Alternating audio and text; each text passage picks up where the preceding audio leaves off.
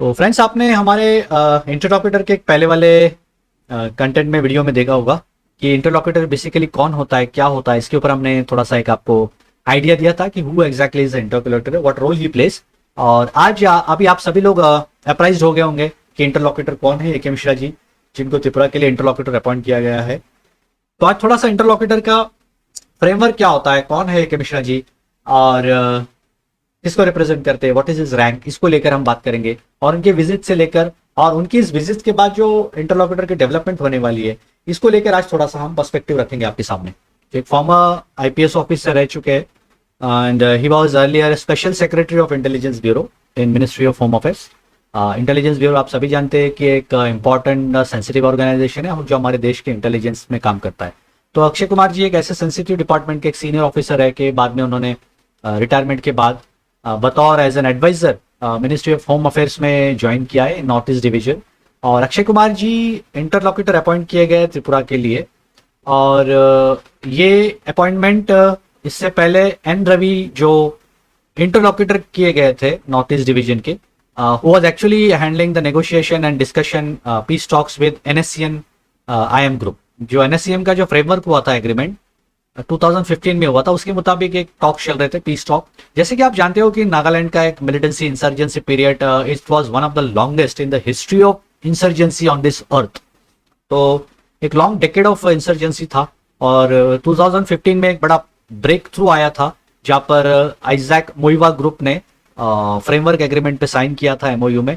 और एक agreement sign हुआ जिसके तहत एक शांति वार्ता के इस प्रोसेस में एनएससीएन ने केंद्र सरकार के साथ अपनी एक पार्टनरशिप को एंडोर्स किया था। और उसके एन रवि ये इंटरलॉक्यूटर थे।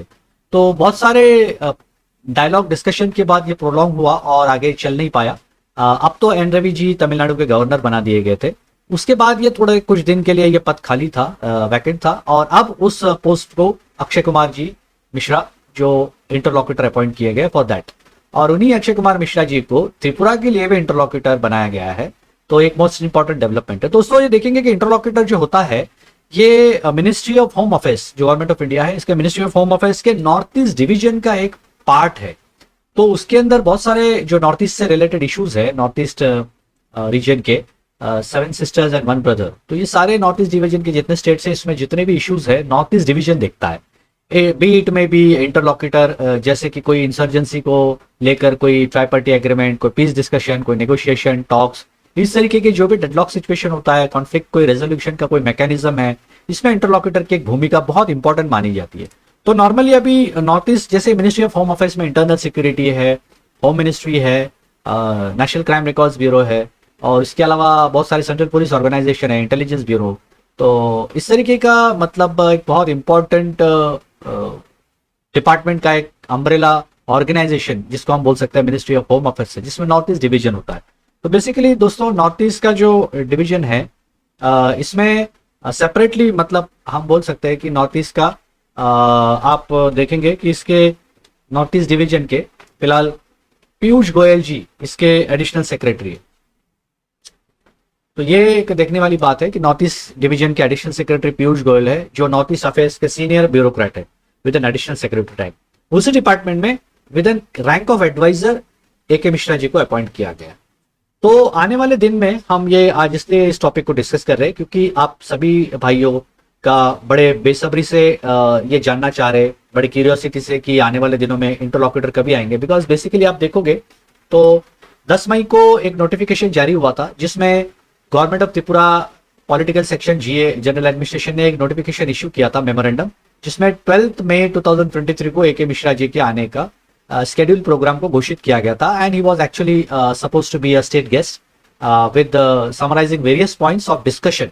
तो उसके सारे अरेंजमेंट्स हो चुकी थी, but due to the conflict and ongoing situation in Manipur वो नहीं आ पाए। तो ये नोटिफिकेशन आप जो देख रहे हो ये बहुत इंपॉर्टेंट मानी जाती थी उस विजिट को लेकर, पर अनफॉर्चुनेटली ये मिश्रा जी आ नहीं पाए। तो मैं ये देख रहा हूँ कि अगर ये इंटरलॉक्यूटर का विजिट हो जाता है त्रिपुरा में तो प्रिलिमिनरी टॉक्स कैसे प्रोसीड होंगे।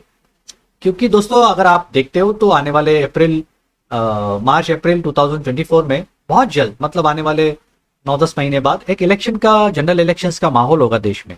और आप सभी जानते हो कि त्रिपुरा में 587 विलेज काउंसिल का इलेक्शन पेंडिंग है, जो किसी एक हाईकोर्ट के पिटिशन को यंग रेफ्यूजीज को एक पिटिशन फाइल हुई थी, उसको एक टसल को लेकर ये कुछ रजिस्ट्रेशन कंप्लीट नहीं हुए थे, ओनली 5000 हुए थे इलेक्शन कमीशन के पास। तो कहीं ना कहीं हाईकोर्ट ने उसको इंक्लूड करने के लिए बोला था, जिसका स्टडी और एक रजिस्ट्रेशन फॉर्मेलिटीज अभी चल रहा है। तो प्रॉब्ली उसके बाद ऐसा माना जाएगा कि शायद ये इलेक्शंस हो सकते हैं।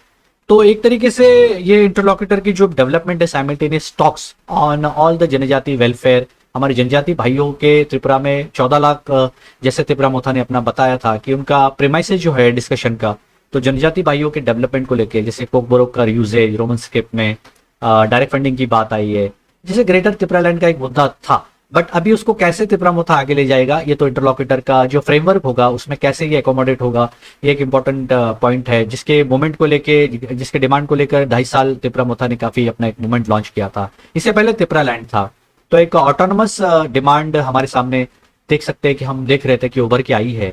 तो ये एक प्रेमाइस हो सकता है कि जैसे कि खुमलुंग में कोई एयरपोर्ट की डिमांड, नए स्कूल्स का होना, डायरेक्ट फंडिंग, जैसे कि अभी नोडल ऑफिसर है ट्राइबल वेलफेयर के, तो इनके माध्यम से डायरेक्ट फंडिंग नहीं जाता है, बट इनके माध्यम से टीटीए डीसी को फंड जाता है।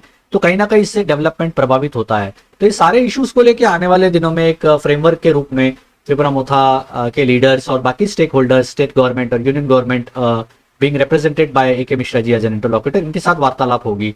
और आने वाले दिन में मुझे लगता है कि ये तो एक थोड़ा सा मल्टीपल राउंड ऑफ टॉक्स होता है, डिस्कशंस होता है। इसके चलते ये जब माहौल बनेगा तो ऐसे लगता है कि बहुत सारे सोशियो पॉलिटिकल एरियाज को ये टच करेगा और काफी इम्पैक्ट होगा।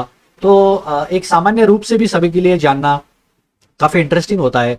हम भी बड़े क्यूरियोसिटी से इंटरलॉक्यूटर के इस डिस्कशन के डेवलपमेंट्स को मॉनिटर करेंगे, इसके ऊपर सब फॉलोअप करते हैं, फॉलोअप रखना चाहेंगे। तो सामान्य लोग जो हमारे त्रिपुरा भाई है स्पेशली, तो उनके लाइफ से, लाइवलीहुड से, जीवन से काफी इंपॉर्टेंट डेवलपमेंट होने जा रहा है। आशा करते हैं कि इंटरलॉक्यूटर के आने वाले दिनों में त्रिपुरा मोथा के लीडर्स और हमारे जनजाति भाई के लीडर्स, स्टेक होल्डर्स, इनका भविष्य अच्छा हो, सुनहरा हो और काफी एम्पावरमेंट मिले, हम आशा करते हैं। और माँ त्रिपुर सुंदरी के इस भूमि को और सुंदर, कम्युनली इंटीग्रल और communally harmonious, peaceful in a developed manner हम आशा करते हैं कि आने वाले इस शुरुआती डिस्कशंस की हम आशा करते हैं कि बड़े सुंदर तरीके से हो। ए के मिश्रा जी, प्रद्योत किशोर मानिक्य जी जो सुप्रीमो त्रिपुरा मोथा के, इनके टच में हैं और सुप्रीमो साहब भी लगातार अपडेट कर रहे हैं कि उनसे वो वार्तालाप हो रही है। और उनके शायद आशा करते हैं कि सभी लोग उत्सुक है कि कब इंटरलॉक्यूटर साहब आएंगे और इस बात को आगे शुरुआत होगी। तो एक इम्पॉर्टेंट डेवलपमेंट आने वाले दिनों में त्रिपुरा के, ये जो पिछले मार्च में जो हमारे अभी रिसेंटली जो असेंबली इलेक्शन हुआ है, उसके बाद एक बहुत अलग पॉलिटिकल डेवलपमेंट होने जा रहा है राज्य में। तो हम we will stay tune to it, और इससे जुड़ी हुई कोई भी खबर होगी तो हम आप सभी दर्शकों तक लाएंगे।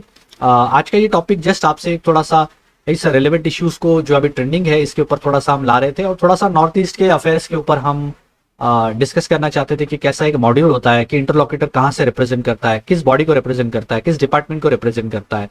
तो ये सारा आज हमने आलोचना किया।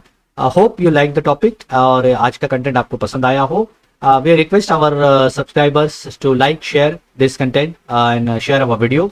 जिन लोगों ने अभी तक सब्सक्राइब नहीं किया चैनल को, please do subscribe the channel, and if you like, please do share with your friends, and we are happy and we are proud that you all give your love and blessings to us, which keeps us motivated and help us to bring us new content before you.